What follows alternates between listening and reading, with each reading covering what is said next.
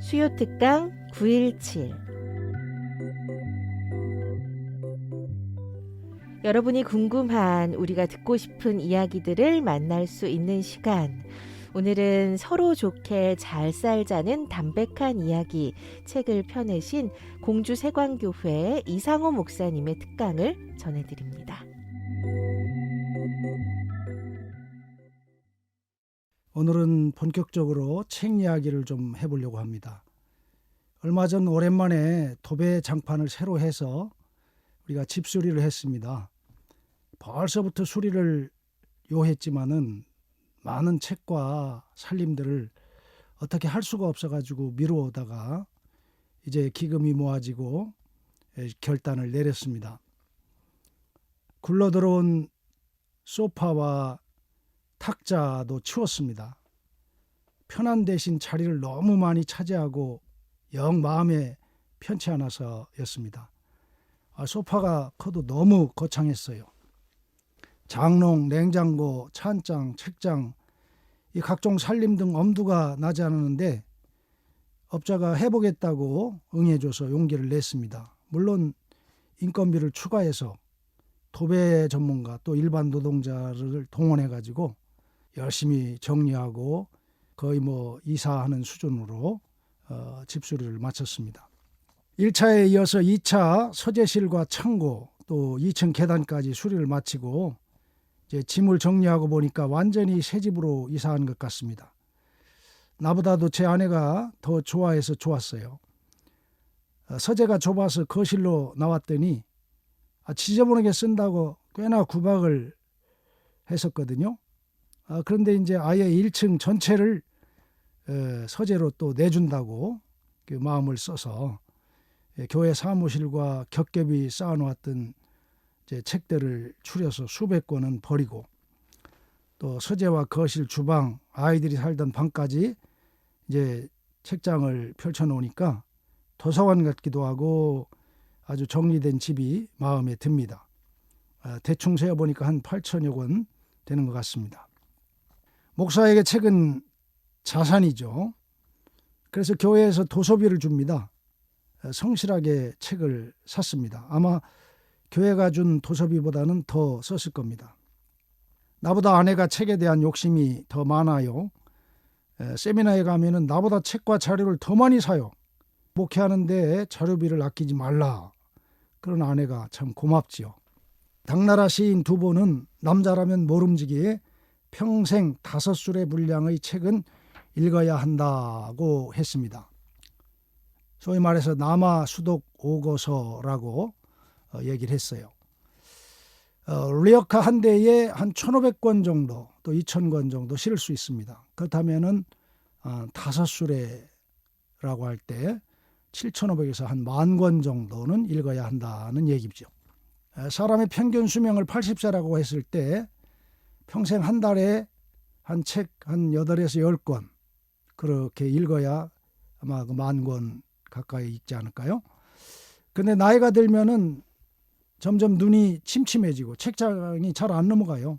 그래서 책을 읽고 싶어도 책을 읽을 수 없는 나이를 생각한다면은 젊어서 부지런히 책을 읽어야 하겠습니다. 서양 국가들이 선진국이 되는데 한 100년이 걸렸고 그것을 우리나라는 한 40년 만에 이루었는데 중국은 10년이면 선진국이 될 수 있다 그런 말이 있습니다. 그리고 그 분석은 현실이 되어가고 있습니다. 우리가 중국을 두려워해야 하는 이유 중 하나는 아주 책을 많이 읽는다는 거예요. 우리 한국 성인이 한 달에 0.8권을 읽을 때 중국 사람들은 3.8권을 읽는다는 얘기입니다.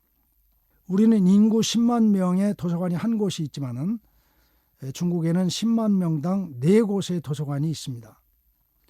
요즘엔 책보다는 스마트폰을 많이 본다고 하네요. 그러나 책을 읽는 두뇌와 스마트폰 영상을 보는 두뇌는 그 구조 자체가 틀립니다. 영상은 신경세포, 즉 뉴런의 배열을 매우 불규칙하게 만들지만은 독서는 그 뉴런, 그 신경세포의 배열을 질서정연하게 만들어 주어서 안정적인 사고를 하게 해줍니다. 그래서 책입니다.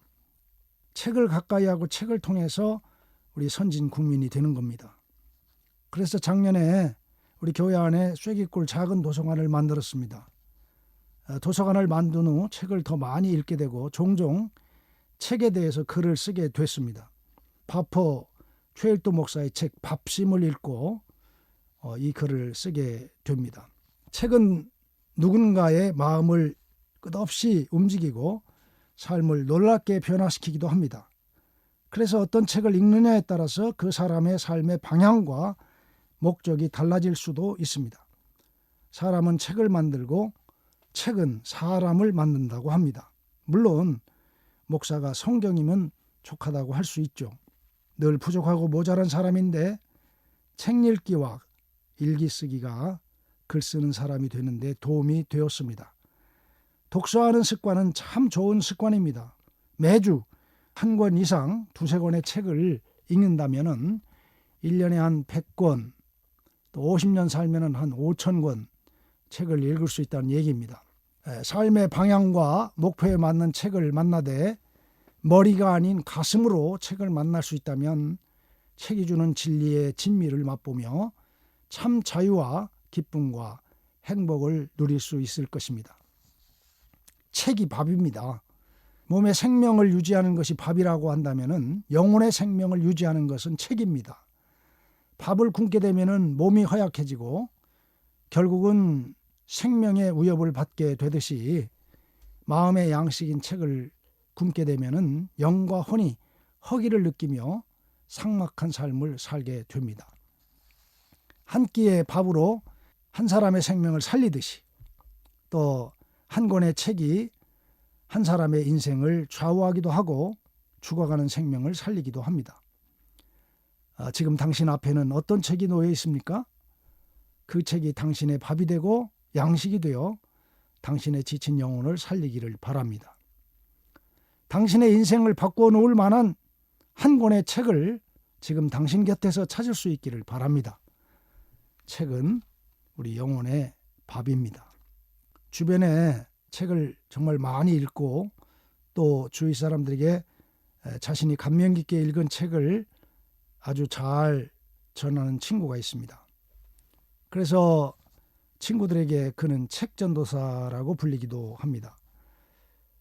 이렇게 책을 많이 읽는 사람이니까 그 집에 가면은 얼마나 많은 책이 있을까 하고 생각을 하고서 그 집에 가보고는 매우 놀랐습니다. 정작 그 친구의 집에는 책상 위에 놓인 몇 권의 책, 그것이 전부였습니다. 자신이 읽은 책을 다른 사람들을 위해서 대부분 선물한다는 거예요. 굳이 자신이 읽은 것을 보관하고 있을 필요가 없다는 얘기입니다. 책을 쉽게 접하지 못하는 사람들을 위해 자신은 그저 좋은 책을 전하는 통로일 뿐이라고 말하는데 참 감동이었습니다. 책이 책꽂이 안에 머물지 않고 또 다른 누군가를 위한 선물이 될 수 있도록 나누면 참 좋겠습니다. 가까운 세종에도 책 전도사가 있습니다. 그는 정말 신학을 하고 수도사이기도 한데 의도적으로 목사 안수를 받지 않는 만년 전도사입니다. 어려서부터 책을 좋아했고 100면 이상의 책을 손수 5,000권 이상 샀으며 많은 책을 손수 썼고 여러 잡지 등의 수많은 글들을 연재하기도 했습니다. 또 여러 교회 작은 도서관을 만드는데 힘을 보태기도 했습니다.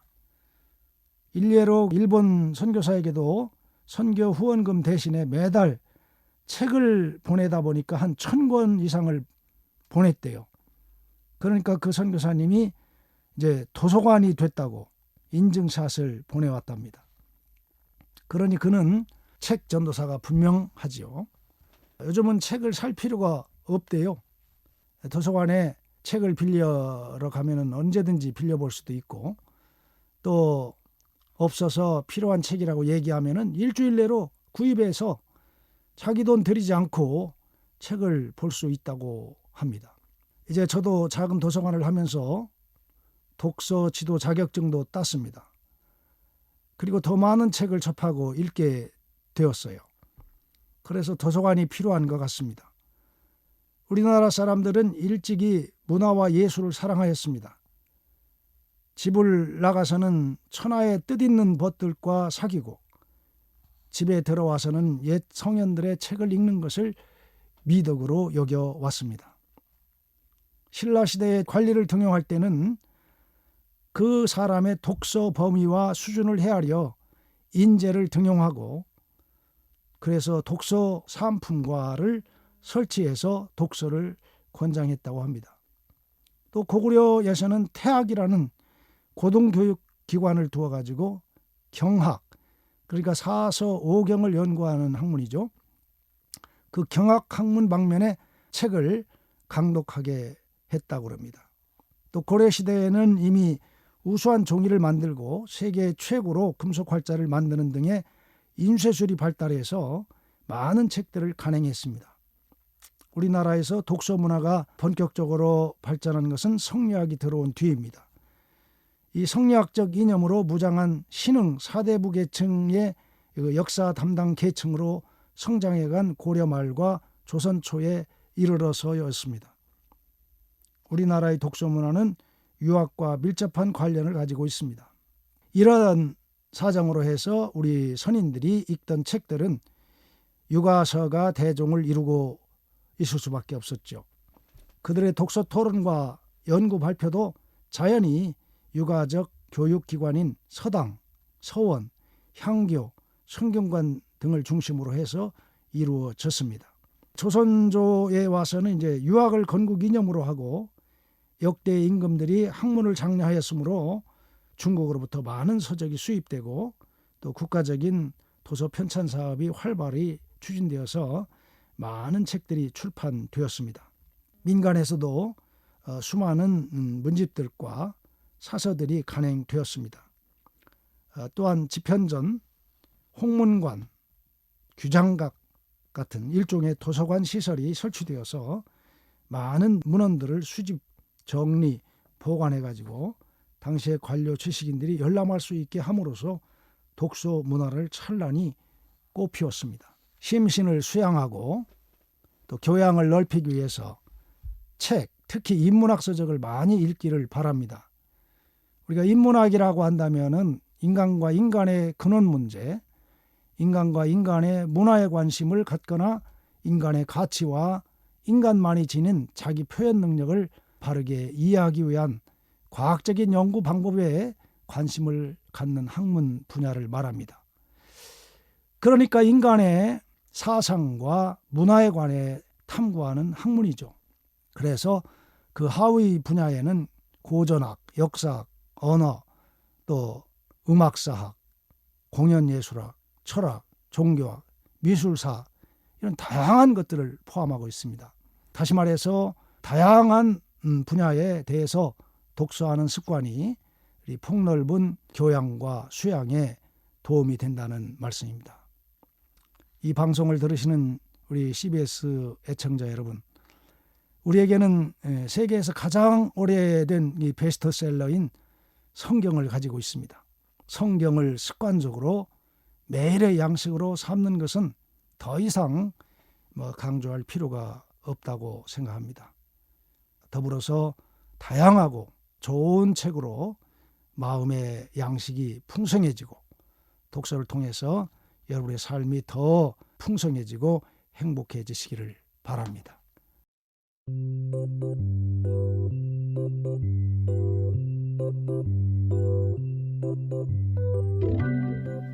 수요 특강 917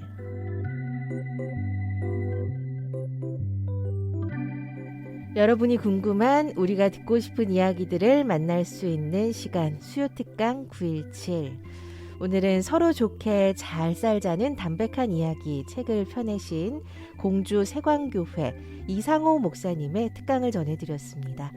특강 내용 다시 듣기 원하시는 분들은 유튜브 오후에 만나 채널을 방문해 주시기 바랍니다.